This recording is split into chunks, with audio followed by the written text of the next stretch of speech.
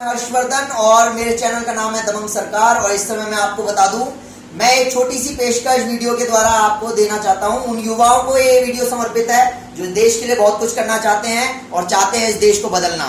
एक छोटा सा वीडियो, यदि किसी के भी दिल को ठेस पहुंचे तो उसके लिए मैं क्षमा चाहूंगा, मगर ये वीडियो पहुंचाना बहुत जरूरी, क्योंकि आज जो देश के हालात है वो देख के लगता है और बहुत दुख भी होता है कि हमारा युवा इस चीज में बहुत पीछे है योगदान करने में, और ये बुढ़े बुढ़े लोग इस देश को खराब करने में लगे हुए हैं। तो दोस्तों आइए इस वीडियो का बिल्कुल आनंद लीजिए और ठोक के लाइक कीजिए, ठोक के सब्सक्राइब कीजिए और इस देश को बदलने में अपना कुछ योगदान दीजिए। तो आपसे विनम्र निवेदन है कि इस वीडियो को लाइक कीजिए, सब्सक्राइब कीजिए और ऐसी वीडियो का आनंद लेते रहिए।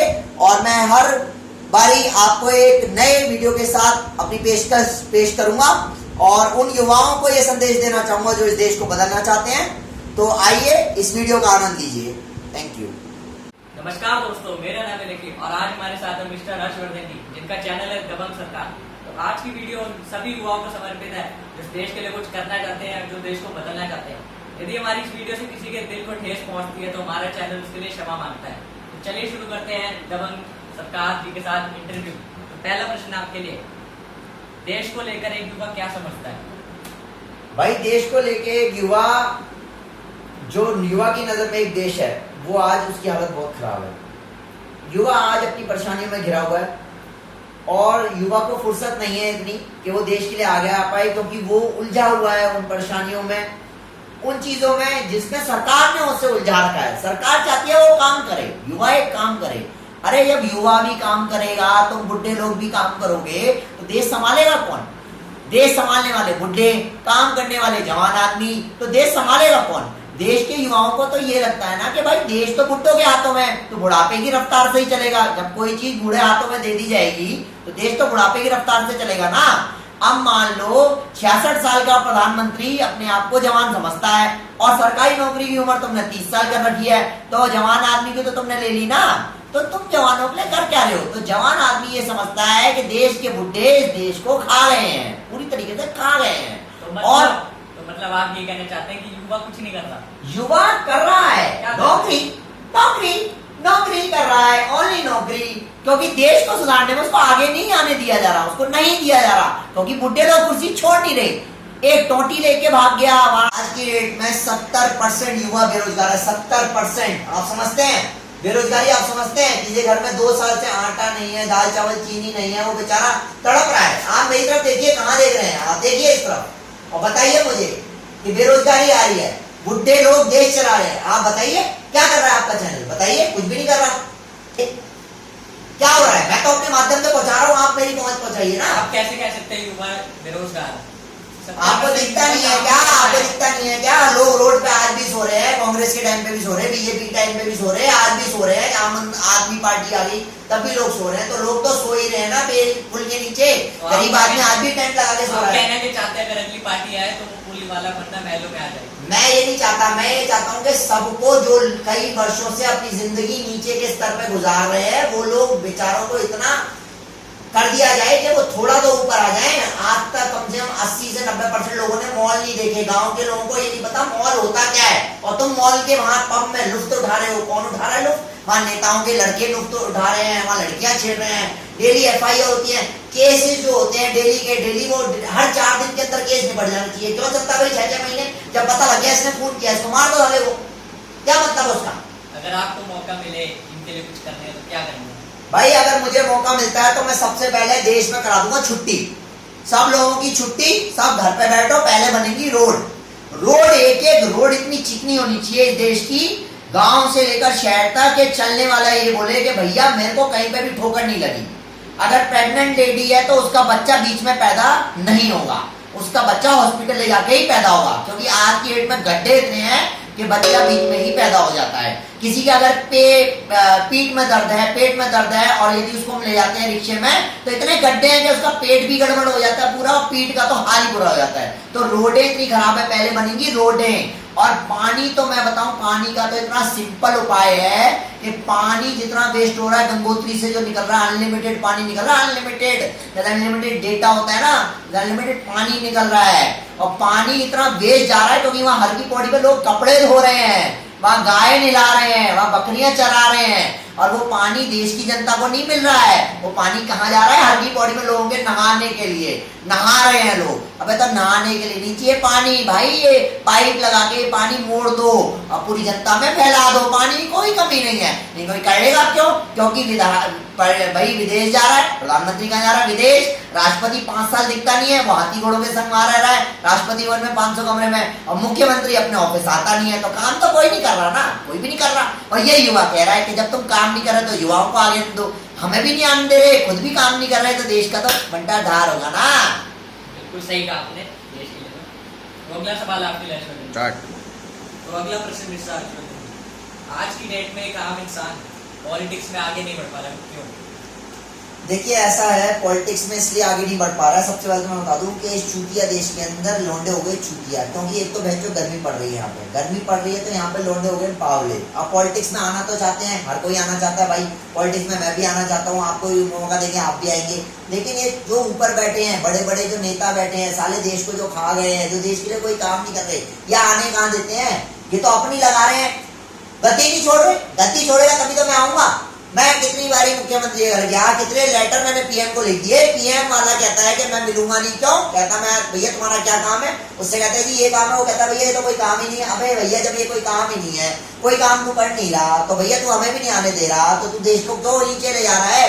जब तुझे देश की सारी समस्याएं पता है तो तू भैया देश को ऊपर आने देना। देश को ऊपर भी नहीं आने दे रहा, युवाओं को आगे भी नहीं आने दे रहा। और आज की डेट में मैं चाहता हूं कि एक ऐसी वेबसाइट बने जो पॉलिटिकल वेबसाइट हो, जिसपे लोग अपने आप को जोड़ें और पॉलिटिक्स में आए। आज तक कोई ऐसी वेबसाइट नहीं बनी जिसपे लोग पॉलिटिक्स में डायरेक्ट आ जाएं। जो पॉलिटिशियन पहले से है उनके बच्चे आ जाते हैं, जो पॉलिटिशियन है वो ऑलरेडी पॉलिटिक्स में है, लेकिन जो आम आदमी पॉलिटिक्स में आना चाहता है उसको नहीं आने दिया जाता। उसका माध्यम केवल जंतर मंतर रहता है, वहां धरना देगा तब जाके कहीं वो मुख्यमंत्री या प्रधानमंत्री बन सकता है। कहने का मतलब है युवा की अच्छी खासी माँ बहन कर रखी है। बहुत सही बोला आपने। तो अगला प्रश्न मिस्टर हर्षवर्धन जी आपके लिए, देश अभी तक विकासशील से विकसित क्यों नहीं हुआ? देखिए देश विकासशील से विकसित इसलिए नहीं हुआ है अभी तक, उसके 2 रीजन। पहला रीजन तो ये है कि आज हम अगर बात करते हैं युवाओं की, युवा कोई भी ऊंचे पद पर नहीं है, कोई भी युवा ऊंचे पद पर नहीं है, इसलिए एक तो देश विकसित नहीं हो रहा। क्योंकि तो युवा अगर ऊपर पद पे आएगा तो तैरपेड़ वाले डिसीजन लेगा और सबकी माँ चूत देगा, लेकिन कोई करता ही नहीं है काम। कोई काम क्यों नहीं कर रहा? क्योंकि युवा आगे नहीं आ रहा और विकासशील देश हो रहा है। दूसरा सबसे बड़ा रीजन दूसरा ये है कि यहाँ पे गुंडों को पाला जाता है, इस देश में गुंडों को पाला जाता है, गुंडों का सम्मान किया जाता है। गुंडों को पालोगे, गुंडों का सम्मान करोगे, आतंकवादी को बटर चिकन खिलाओगे जेल में बैठ के, तो देश कैसे विकसित होगा?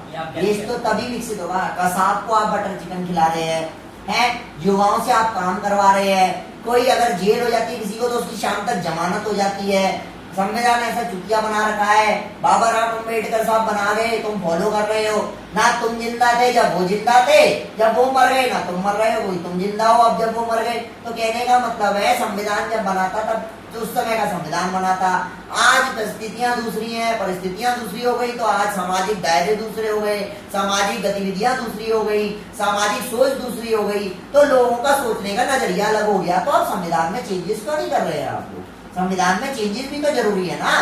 संविधान तो पुराना है, सोच युवा है। आज की डेट में जो स्कर्ट यहाँ तक की पहन रही है लड़की, वो तुम्हें मॉडर्न नजर आ रही है। जो साड़ी पहन के गाली दे रही है वो तुम कहते हो जी गाँव की है, वो तो भैया दबी ढकी रहती है, लेकिन देख तो गाली वो भी रही है ना। तो कहने का मतलब है जब लोगों की सोच बदल गई और लोगों के नजरिए बदल गए तो आप युवाओं को आने जाने दें और संविधान को बदले। देश को विकासशील और से विकसित होने में तो 1 साल लगना है। आप नहीं, आप ये बताइए दिल्ली एनसीआर में आपने जॉब दे रखी है, कोई दिल्ली एनसीआर में जॉब लेने क्यों आ रहा है? उसको जॉब अगर आगरा के आदमी को, मथुरा के आदमी को वहीं जॉब मिल जाए, वो दिल्ली क्यों आएगा? क्यों? यहाँ भीड़ बढ़ेगी। सरकार कहती है भीड़ बढ़ रही है, अबे भीड़ तो तुम ही बढ़ा रहे हो ना भाई। जॉब अगर उसके आदमी को वहीं दे दोगे तो वो क्यों आएगा यहाँ पे? तो इसलिए विकासशील से विकसित देश 1 साल के अंदर हो जाएगा अगर किसी युवा को आने दें आप राजनीति में। तो हम कैसे कह सकते हैं कि मतलब हमारा भारत जो है वो विकसित नहीं है? विकसित है ही नहीं हमारा भारत, विकासशील ही चल रहा है। आप बताइए, विकास ही हो रहा है ना अभी। ये जापान हो गया, अमेरिका हो गया और बाकी इतने देश है, रशिया हो गया, सब डेवलप्ड नेशन है, मगर हमारा अभी कंट्री डेवलपिंग ही है। तो विकास सीलियन हमारा देश। जो भारत में मेट्रो बनी, पुलें बनी है, रोडें बनी है, उसके लिए आप क्या कहना चाहेंगे? वो किसने करा? वो दिखावा है ना भाई। मैं ये कह रहा हूँ कि मेट्रो दो, मैं तो कह रहा हूँ जॉब दो, पहले जॉब दो ना। मैंने मेट्रो मांगी भाई, मेट्रो से पहले जीवन नहीं चल रहा था क्या? हाँ, लेकिन जॉब के बिना जीवन असंभव है। जॉब के बिना जीवन असंभव है। जॉब के बिना जीवन चलाना मुश्किल है, क्योंकि आज डेट में हर पग पग पे पैसा चाहिए। आज रेलवे की प्लेटफॉर्म की टिकट भी 10 से 20 रुपए की हो गई है। आज मिनिमम टिकट भी एसी बस की 10 रुपए हो गई है। आज भी कुछ बस स्टैंड पे बसेज नहीं आ रही हैं। आज भी लोग करप्शन में डूबे पड़े हैं। तो पहले चाहिए जॉब, वो भी किसको? युवा को। और उसके बाद चाहिए metro. Metro is secondary thing, first is job for the youth to develop the nation. Metro ने हमारा इतना किराया बचाया, तो वो आपकी नजर में काम करेंगे? करेक्ट। मैं कह रहा हूँ मेरी नजर में काम का ही नहीं है ना, तो युवा बेरोजगार है। युवाओं को नौकरी दो ना पहले। युवाओं को नौकरी दे नहीं रहे हो। हर साल 10 लाख इंजीनियर निकल रहा है, डॉक्टर निकल रहे हैं। अच्छा एक पीएचडी होल्डर कानपुर में ऑर्डिनेंस फैक्ट्री में स्टोर कीपर की नौकरी के लिए अप्लाई कर रहा है। तो फिर आप बताएं ना कि मेट्रो का मैं क्या भाई अचार डालूंगा क्या?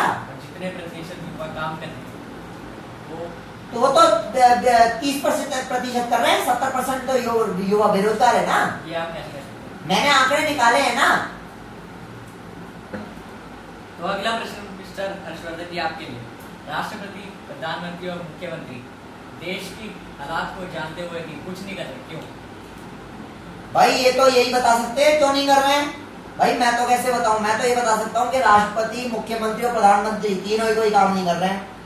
एक देश में नहीं रहता, एक देश में नहीं रहता, वो देश की मां बहन कर रहा है। दूसरा, देश में रहते हुए दिखाई नहीं देता। दिखाई देता है? कभी नहीं दिखाई देता। 500 कमरों में हाथी घोड़ों के संग है जो 26 जनवरी को निकलते हैं। एक देश में रहता नहीं है, एक देश में रहते हुए दिखाई नहीं देता, और तीसरा तो दिखता ही नहीं है। उसका तो मालूम ही नहीं वो क्या कर रहा है। कभी कभार दिखता है तो वो भी मोहल्ला क्लिनिक के पीछे, कभी वो रहता है कि टॉयलेट खुलवा रहा है, कभी वो कह रहा है कि भाई बस्ती में हो है। अबे ये काम नहीं है भाई। युवाओं को बेरोजगारी से बचाओ, पहले महंगाई कम करो। पहले सब्जी, दाल, चावल, चीनी, आटा 100 रुपए के अंदर बहुत अच्छा आ जाता था। आज 100 रुपए से नीचे की जो चीजें वो सब बेकार हैं। ऊपर की चीजें खरीदोगे तो पैसे नहीं है। तो युवा बेरोजगार है, पहले उसको रोजगार दो। रोजगार से देश सुधरेगा, इकोनॉमी ऊपर ले जाओ। कभी तुमने सुना है कि 50 रुपए के बराबर $1 हो गया है? हमेशा तुमने सुना होगा $1 50 या 60 रुपए है। तो कहने का मतलब है $1 कभी $50 के बराबर हुआ है? बताओ, हुआ है कभी? $1 $50 के बराबर हुआ? हो ही नहीं सकता। क्योंकि तुम गरीब रहोगे ना। गरीब रहोगे क्यों? तो युवा नौकरी में नहीं है। आज की डेट में सबसे ज्यादा बेरोजगारी एक और चीज फैला रही है, वो है लड़कियां। 30% लड़कियां अगर अपनी जॉब छोड़ दें तो 30% लौंडे नौकरी पे आ जाए और क्राइम कम हो जाए। कोई सहमत है इस बात से? कोई नहीं। तो ध्यान ही नहीं दे रहे। युवा तो अपना फंसा रखा है ना।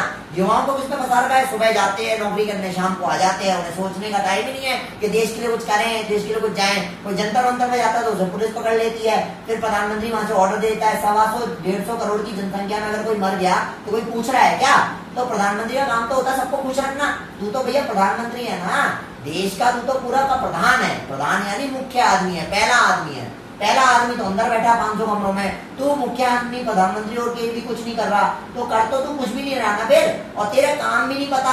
किसी से बोलो तेरे बारे में कि ये काम तेरा है, तो बोलता है ये तो प्रधानमंत्री का काम ही नहीं है। तो भैया प्रधानमंत्री का काम बताओ, 100 काम बताओ, फिर उन पर बात करेंगे। तो प्रधानमंत्री का काम भी नहीं बताता कोई। मैनिफेस्टो में जो लिखते हैं वो करते नहीं है काम। पानी की कमी हो रही है, दूध की कमी हो रही है, चीजें महंगी हो रही है, पेट्रोल डीजल के दाम ऊपर जा रहे हैं, वाराणसी में पुल गिर गया, महिलाओं के रेप हो रहे हैं, डेली मर्डर चाकू हो रहे हैं।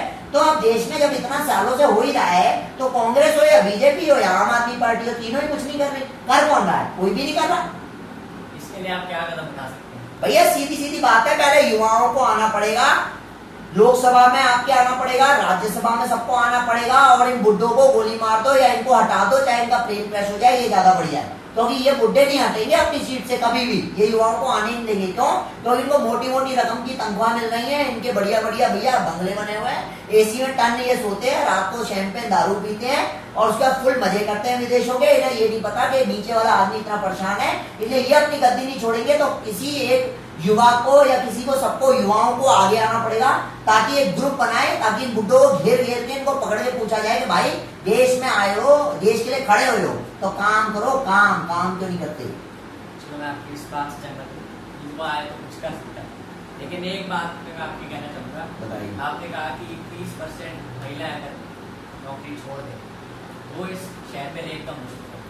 नहीं, आपने गलत सुना। मैंने आपसे बोला अगर लड़की हट जाए तो 30% लड़कों को नौकरी मिल जाएगी, 30% लौंडिया जब नौकरी से हटेंगी तो 30% लौंडों को नौकरी मिलेगी, तो क्राइम कम हो जाएगा। क्राइम, वो क्राइम में रेप भी है, मर्डर भी है, चोरी भी है, डकैती भी है। क्यों? तो अगर कोई युवा कोई रोजगार नहीं है, वो बेरोजगार है, वो 2 साल से खाली बैठा है, तो गलत काम करेगा। उसके बाद कोई भी 2 लाख रुपए लेके जाएगा तो पहले अपना घर चलाने के लिए वो गलत काम करेगा, पैसे लेके। बेटी बचाओ बेटी पढ़ाओ से आपको क्या लगता है? भाई बेटी बचाओ बेटी पढ़ाओ तो बहुत बढ़िया अभियान है, लेकिन उसको कार्यान्वित करने के लिए, उसके ऊपर नजर रखने के लिए भी तो लड़के चाहिए। वो लड़के के लिए नौकरी देनी पड़ेगी। नौकरी तुम दे नहीं रहे तो वो सही चल रहा है कि नहीं चल रहा, उसका क्या रिपोर्ट है? तो कोई रिपोर्ट नहीं है। तुम चैनल पे दिखा दो ये रिपोर्ट है, मैं कैसे मान लूं? मैंने तो देखी नहीं है। मेरे को दिखाओ ना, प्रॉपर लाइव दिखाओ, लाइव भीड़ में, चैनल में भीड़ में कैमरा ले जाके दिखाओ कि 8 लोग ये बोल रहे हैं। तुम तो रिकॉर्डिंग दिखाते हो, रिकॉर्डिंग का मैं क्या भरोसा करूं? मैं तो नहीं करता। लाइव दिखाओ, लाइव। चलिए मैं आपकी बात से सहमत हूँ।